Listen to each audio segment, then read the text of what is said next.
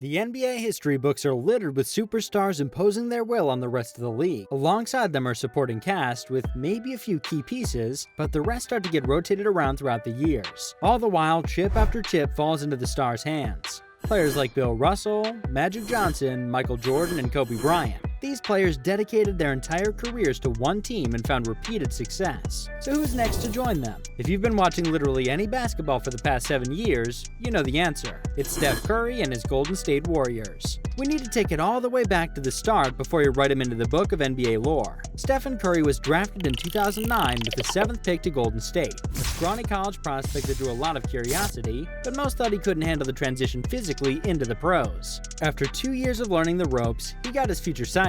With the 11th overall pick in 2011, Klay Thompson joined the squad, followed in 2012 by Draymond Green, who was drafted as a much more raw prospect, being selected in the second round at number 35. If there's anything to walk away from this video with, remember this. The Warriors built this core through the draft, and with 0 top 5 picks. Next time your team gets the 7th, 11th, or man, even the 35th, always feel a little hope that it could lead to the next death lineup, which we should now touch on next. After a few years, this core was maturing and sharpening its talents. Then in 2014, Steve Kerr became the head coach and started turning the whole league upside down with his play style. Kerr emphasized movement and cohesive playmaking, not relying on isolation points or a slow big man with post moves. Keep a constant movement with the Splash Brothers until they got open and then let it rain. The shooting and fluidity of this team even led to Golden State being one of the first few to strive with small ball lineups. With Draymond's superb IQ in defense, the 6'7" forward was able to switch to center and allow the quote-unquote death lineup to be born. With 2 guards and basically 3 forwards, no one could keep up. 2 years later, it all blew up. And to be clear, yes, I'm saying that it blew up even after they'd already won a championship the year prior. Because in the 2015-2016 season, the Warriors made history. They beat MJ's 96 Bulls regular season record and went 73-9. They lost single-digit games in an 82-game season. Curry became the first unanimous MVP with his 2nd trophy, and the team headed into the playoffs, which is where it blew up.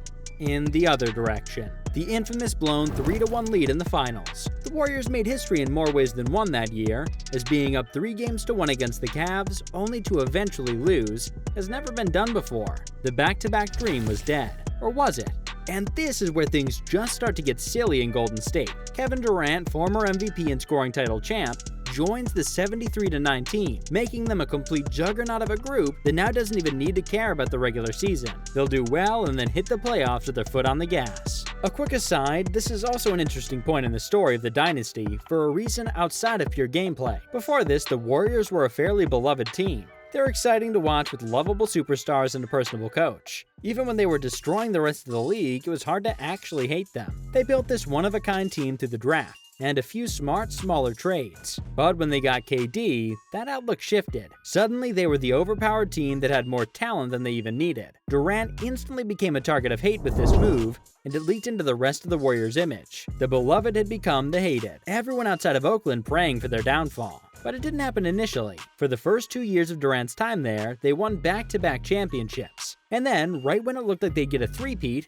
injuries hit. Both Klay and Durant would go down at some point in the finals, leaving the lack of team depth now with signing Durant. Toronto won their first championship and KD was out the door. Though they found massive success on the court, off-the-court feuds were broiling. A lot of people speculate it was between Durant and Green after a timeout moment between the two showed Draymond repeatedly yelling at his teammate. Kevin would later say that it never quite felt like he was fully part of the team. He was the lone star implant of an already built super team. Even though Durant won the 2 finals MVPs, everyone knew that it was Steph's team. So Durant headed to Brooklyn and the Warriors started to retool. The retooling came in a far different way than expected, however. Curry would be out with injuries for basically the entire next season, and with no Klay as well, the Warriors plummeted in the rankings. Their reward was the 2nd overall pick, where they selected James Wiseman. The following year, they would again struggle and only finish 8th, but lost to the Grizzlies in the play-in first spot. It meant more draft picks and more time for Thompson to recover.